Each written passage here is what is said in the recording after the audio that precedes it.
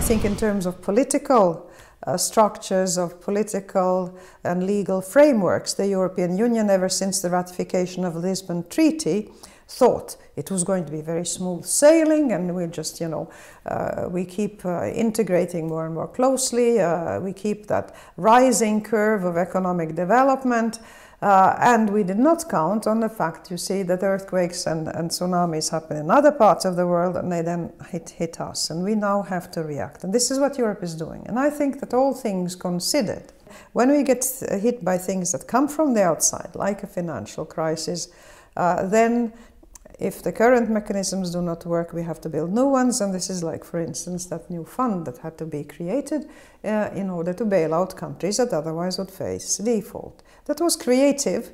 It was not within the legal framework of existing structures, and fortunately, I think the heads of state and government were, and everybody else, and the financial institutions understood that this is no time to start, like another Lisbon process or something, but you have to react now, you have to react fast and do what needs to be done. So far, I find that the European Union, as it now exists since the Maastricht Treaty, is a unique creation, and it is creation truly in a creative sense, because nothing like it exists anywhere and has existed before. My feeling is that it has to keep on that on that inspiration kind of path, rather than a path of plodding bureaucracy, which the Lisbon Treaty was going, you see. Because today what we are remembering is the Schuman Declaration. And that was a double hitter. It was, first of all, a very simple treaty for practical solutions, and in many ways it is the basis of the whole bureaucracy that has built up in Brussels. But it was also very visionary. It had a very idealistic vision, really, of where Europe is going. And I think that we need both. We need the instruments and the legal structures and frameworks and the practical ways of doing things. But if we lose sight of the ideals, if we lose sight of the high vision of what the United Europe can be, then we will be in trouble.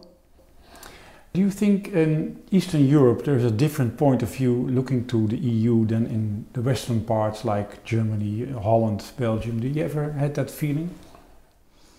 Well, 7 years have gone by since the 8 post-communist countries, and then Malta and Cyprus joined the Union, and then later 2 more post-communist countries. So many people say, well, look, let's forget about this old and new, because as time goes by, things are sort of evening out. Well, they haven't really evened out. If you look at the map of Europe in terms of many indicators, there is an iron curtain still running down in many ways in terms of the availability of infrastructures.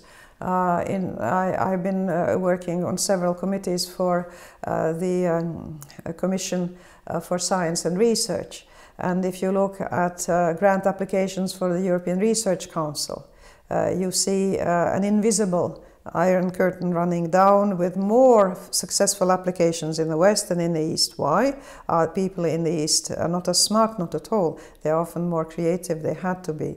But they do not have the same opportunities, the same infrastructures, or indeed you can't sometimes evaluate them with the same criteria, such as Western Europeans used to consider scientific excellence was having worked and published in other countries. You couldn't do that behind the Iron Curtain. So you see, there are many adjustments of that type to be made. And I would say yes, an equalization in terms of opportunities and standard of living and the chances that citizens on both sides of this imaginary Iron Curtain have, that still has a way to go. We haven't joined that.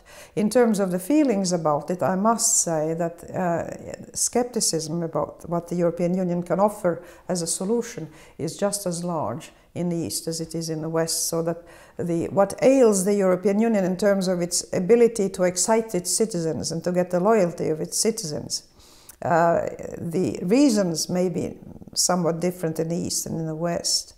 But that there are problems in that respect, and that you have to gain the loyalty and the support and the full commitment of your citizens. This is the same challenge all across Europe.